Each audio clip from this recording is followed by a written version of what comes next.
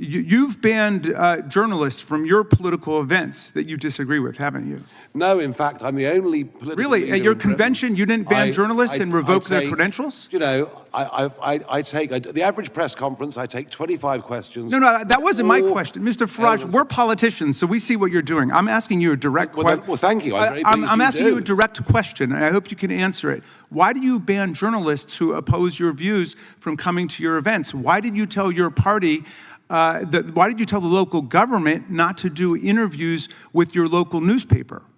I am the most open person to any journalist. Undoubtedly, you're the handsomest man in the world. But I'm asking you a different question, okay? That's not my question. My question for you is, and it's legit, why do you ban journalists that you disagree with from your political events, like from your convention? I don't. Okay, and you say you've never done that? I can't think, if I go back the last 25 years, I can't think of banning anybody. But I mean, maybe somebody else did. But look, I see. It was somebody else who did it. I do more. I take more questions. All right. From journalists. Do you have any objections? objections? Added up together. Okay, Mr. Price, let me ask you. You're an honest man. Do you have any objection to the things you've heard about what Donald Trump is doing in the United States of America, going after law firms, for example, banning them from federal buildings and federal courthouses, stripping them of security clearance, saying they can never get federal jobs or contracts because he doesn't like something one of the lawyers at the firm did? Do you think there's a First Amendment problem with that, as our courts have found? What's going on, Right View Nation family? Welcome back to the channel where we speak the truth, where we don't sugarcoat, and where we take on the political swamp unapologetically.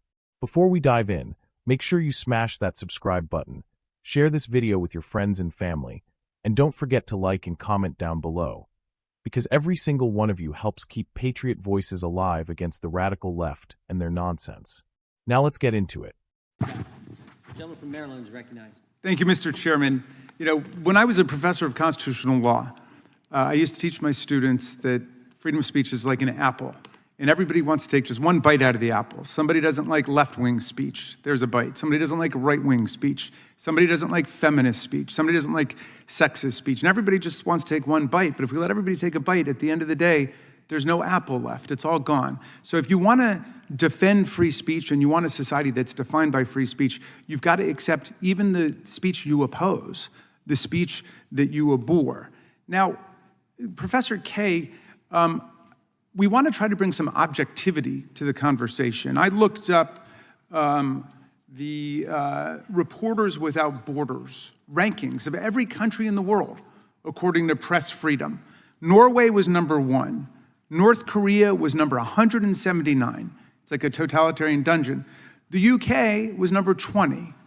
The US was number 57 under Trump, down from 45, where it was before. Russia, which some people here lionize, was at 171, right? So if we were going to undertake a serious study of the state of press freedom all over the world, for example, where should our focus be?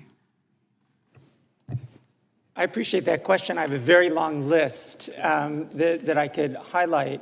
But just tell us methodologically, quickly, how we should go about doing it if we wanted to undertake this in a serious way. Absolutely. I mean, I would really use the lens of what do we need as a democracy in order to be well-informed, in order to make choices about our democracy, to make choices about our health. What do we need? We need an open press.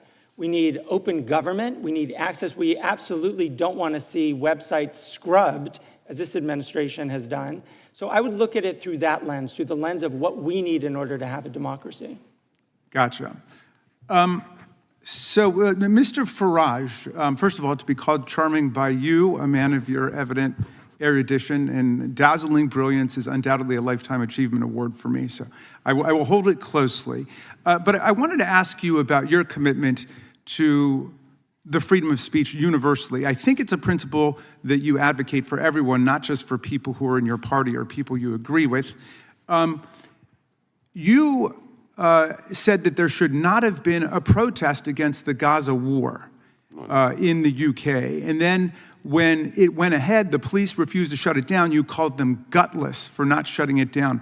Do you regret having opposed that, given that there was no violence there and there were 700,000 people who wanted to express themselves that day? I have not opposed people standing up and protesting in favor of people living in Gaza at all.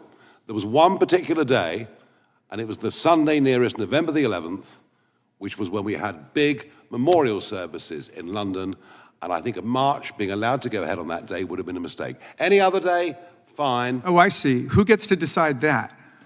Well, I think actually something that is embedded in the country, something that is absolutely fundamental to That's why we have a written constitution. You might take that idea back to the UK with you. Well, because the freedom of speech applies 365 days a year here under the First Amendment, not 364, 363, depending on some politicians heckling the government and telling them to shut down free speech. We have allowed mass pro-Gaza demonstrations in London, weekend after weekend. No thanks to you. All right, let me change. This was one let me try another one. sensitive day. That's all. I got you. It was a sensitive day. And I thought that's what the freedom of speech was about. You have a right to engage in speech that other people consider offensive or insensitive. But in any event, you've made yourself clear, Mr. Farage. 64 days a year if they want. You've made yourself clear to your constituents in Claxton today. Let me ask you this. You've banned journalists from your political events that you disagree with, haven't you?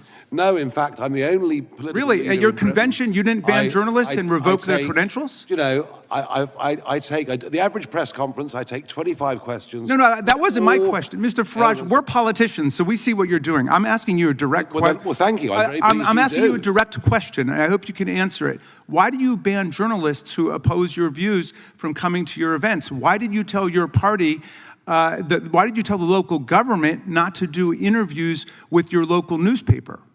I am the most open person to any journalist. Undoubtedly, you're the handsomest man in the world. But I'm asking you a different question, okay? That's not my question. My question for you is, and it's legit, why do you ban journalists that you disagree with from your political events, like from your convention? I don't. Okay, and you say you've never done that?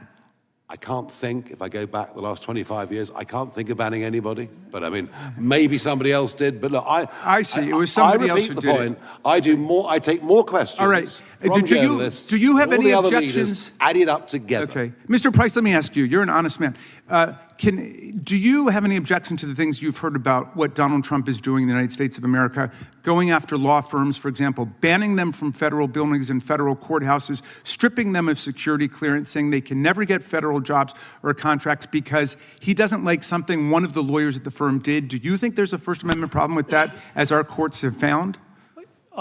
There's a lot of information you've put into that. It's good to talk to you again after London. Yeah, have you followed that at all? I haven't. I have to be I see. perfectly honest with you now. Okay, do you have any problems with anything Donald Trump has done with respect to free speech and freedom of expression in America? Or you just haven't followed it? I'm not as well. There are plenty of people here better informed on American matters than I. And we are. So thank you very much. And Mr. Chairman, thank you for your indulgence. I yield back. I think the gentleman, my guess is Mr. Farage takes press questions probably as often as President Trump does. These are two guys who aren't afraid to talk to the press and take any question that comes to them. We've seen that display time and time again. The gentleman from California. What we just witnessed was yet another circus performance from none other than Representative Jamie Raskin, one of the Democrats' most pompous grandstanders. Here's a guy who pretends to be the intellectual voice of the left, but in reality, he's nothing more than a loud, bitter partisan hack who cares more about attacking Republicans and protecting Biden's failures than actually fixing the disasters his party created. Did you catch the arrogance? Instead of focusing on securing our border, stopping fentanyl from killing our kids, or making our streets safe from drug cartels and violent gangs, Raskin spent his time badgering the Attorney General and pretending to be some kind of budget expert. He was yelling about numbers, cuts, and attrition, as if he cares about law enforcement.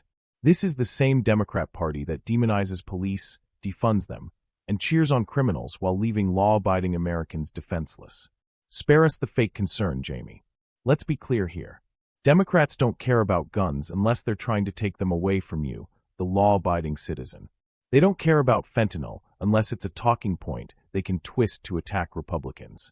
And they sure don't care about our kids dying from open-border drug floods, because that would mean admitting Biden's border policies are a complete and total failure. Here's what's really going on. Raskin is angry because the proposal doesn't give endless blank checks to his beloved bureaucracy. He's furious because Democrats thrive on bloated government agencies that harass gun owners while doing little to actually stop criminals. Think about it. He's quoting statistics about ATF inspectors being cut as if that's the end of the world. Well, guess what? Most of those inspectors aren't chasing drug cartels, they're harassing mom-and-pop gun shops, drowning businesses in red tape, and making life miserable for law-abiding Americans. Raskin doesn't want efficiency, he wants control. And when the Attorney General even tried to answer, Raskin jumped all over her, demanding yes or no, answers like a spoiled professor lecturing a student. That's not oversight, that's grandstanding for CNN soundbites. Let me tell you something, folks. Patriots across this country are sick and tired of these out-of-touch elites in D.C. lecturing us about what's best for America, while their own policies fuel chaos. Open borders flooding our communities with fentanyl. Soft-on-crime prosecutors letting thugs roam free. Gun-grabbing schemes to disarm the good guys while the bad guys run wild. Jamie Raskin represents everything that's wrong with Washington. He doesn't represent hardworking Americans. He represents the radical Democrat agenda that puts criminals, cartels, and globalists first, while law-abiding citizens get left behind. This hearing showed us the Democrat playbook loud and clear. Yell, lecture, twist numbers, and never take responsibility for the disasters they created. Raskin can cry about budget cuts all he wants, but the truth is this. No amount of government inspectors will fix the problem until we shut the border, empower law enforcement to go after real criminals, and stop targeting American patriots who just want to exercise their God-given Second Amendment rights. So here's the bottom line.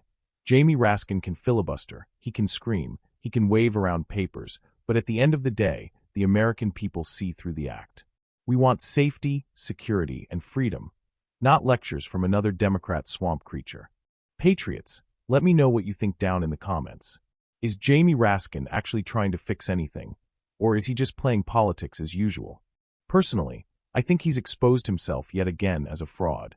If you're sick of Democrats using smoke and mirrors to cover up their failures, then hit that subscribe button right now, like this video, share it with every conservative friend you know, and let's keep building this movement together. This is Right View Nation. We don't back down, we don't apologize, and we will always stand for truth, freedom, and America first. God bless you, and God bless the United States of America.